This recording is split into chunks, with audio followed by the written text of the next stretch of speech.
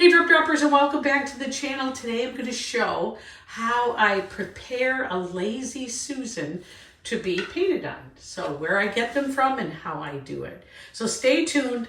Here we go.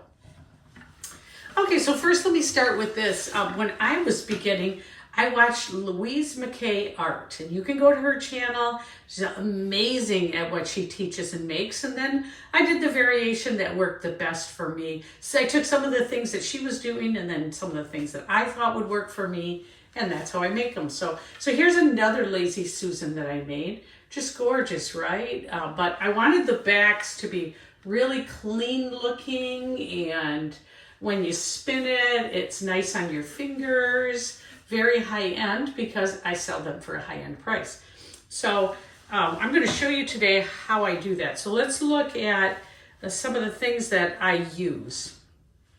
All right, so I like to use press and seal. This is not the same as the cling wrap, the press and seal wrap. This works really good for me. I've got a level because I use that to check and make sure my Lazy Susan is level. Otherwise, I don't even want to pour on it because it's not going to look right. This is not hair serum. This is actually, I just put a little isopropyl alcohol and water in this, and I use it to clean it with. I like to use frog tape, the really good stuff when I'm doing these. I've tried the other kind and paint kits in there. I've had the best luck of all with just actual frog tape with the paint lock in it. So that's what I'm going to be using. Before I use it, I will prepare it with some polyurethane. So we're going to go through that right now, how we do that. All right, so let's start with the top of it. So the top of it, it came from IKEA. I ordered these from IKEA. It's $2,025 right now, and they run, I don't know, $17 or $18. Now, I can usually sell these for somewhere close to $150 when I'm done, so I don't mind using a really nice piece. The problem with the IKEA is they will occasionally warp. So if this happens and you make a project and it warps, what I do is put my dehumidifier on, and in a few weeks it comes back to unwarped. I don't know how it does that. It's not the best thing, but it's the best kind that I've found for doing it. So if it warps, don't panic and don't throw it away like I did the first few. I accidentally left one sitting out and it unwarped itself. And a lot of other people are reporting the same thing. So IKEA, it's like a bamboo. It's really nice. Okay, so usually the top is also this has got some kind of film on it or substance. So that's why I will take the isopropyl alcohol and water and clean it. But I'm not going to do that yet. We're going to flip it over, and we really want to protect this back so that when we're all done and we pull the tape off, we have the least amount of work possible. That's what I want to say. So here's how I do it. The first thing I do is I just take a piece of tape, and I'm going to tape this spinner down because I don't want it to spin while I'm working on it. So usually what I'll do is just tape it down like that. That helps the whole process. Okay, and then also typically I will test it and make sure it's level. If it's not level, now I put tape on the bottom, so that could be why, but it's going to be fine. Okay, so here we go. So usually I'll peel these off too. Get all this off it and prep it. And I'll usually prep a few at a time, and I'll make a few at a time. Once I get going, I'm like on a roll. What I don't do is prep it and let it sit for months because the tape gets a little, it loses a little bit of its efficiency, and then paint can get under that, so I don't want that. Okay, so here's what we're going to do. I usually just use 1 or 2 pieces of this press and seal, and I just put it across like that.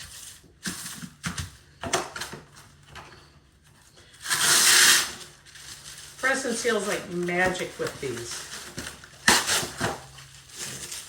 I'm showing you the whole thing. Aren't you happy? I'm going to show you every bit of it. Okay, now, then what I do, I take my tape, and I'm really, really careful here.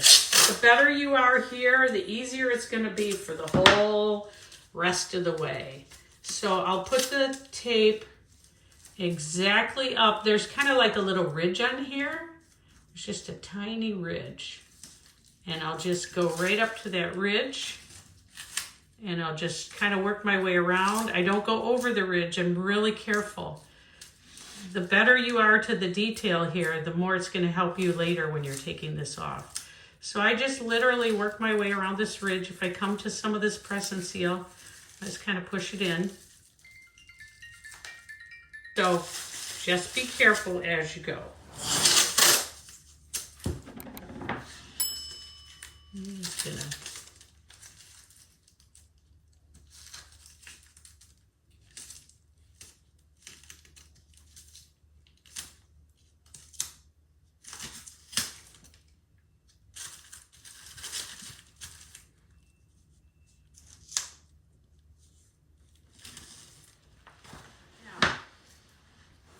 All right, so I went around the whole thing and I put the tape, but you can see if you look at it really closely, first of all, there was a spot here with where the press and seal didn't make it up.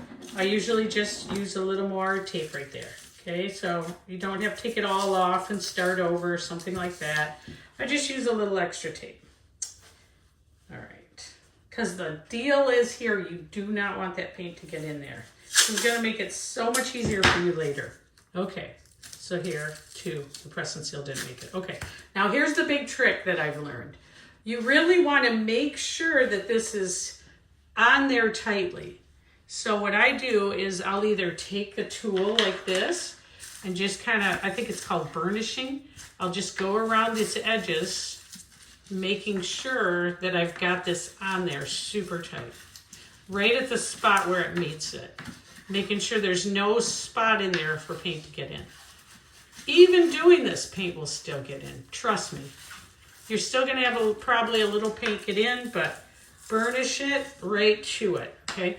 Then I'll go further and I'll just press all this down, making sure to get it as tight as I can. Okay, as much as you can. Okay. This side is prepped. All right, this side is ready. Perfect. Now, off to the other side. And look how clean that looks. It's going to be great. It's going to be just great. Perfect. See it?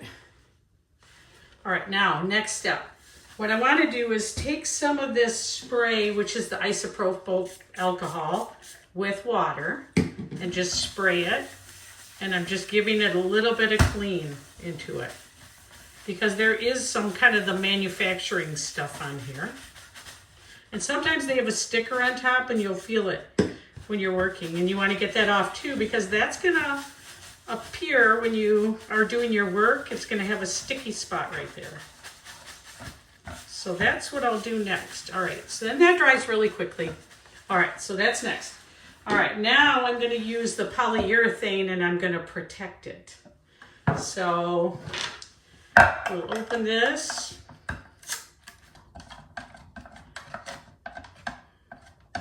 And I'll usually do this in a batch. You can see here's some of the rusty stuff that came out. All right, so, and then what I'll do is all we're going to do is just take, I like to do little pieces of foam roller or foam, what do you call it? I like to use these little foam things. And all I'm going to do is just put a layer across. I'm pretty generous with it, but I like for it to be in there good, and I like the nice straight lines on it when I'm done with it. But I'll be kind of generous in the beginning, getting enough on it.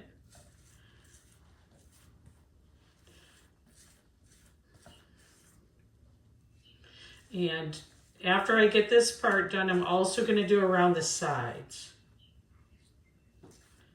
This works so good, you guys. I mean, this is amazing.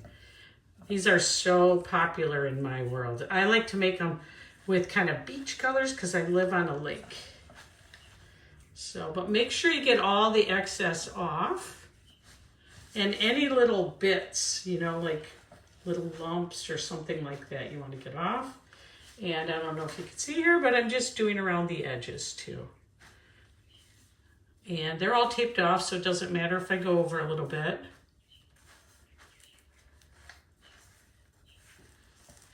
Well, this doesn't take very long, but it has a huge impact on the project. It's so great.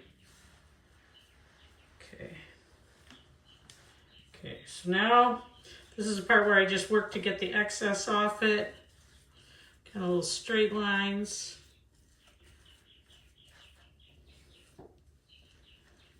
Clean all this off so it doesn't have any drips hanging off it, because those will show up later.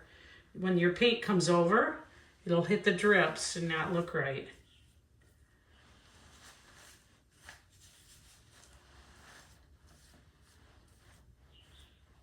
Okay. Well, that's it. It's completely ready. I'll start painting on it tomorrow. You'll be able to watch it in the series that I'm putting up of how to make Lazy Susans. You know, I think this has been pretty easy. I mean, this is what I've worked out works for me. If you've tried something different or you have some different ideas, maybe put them in the comments so others can see that too. And I'll see you later. Take care.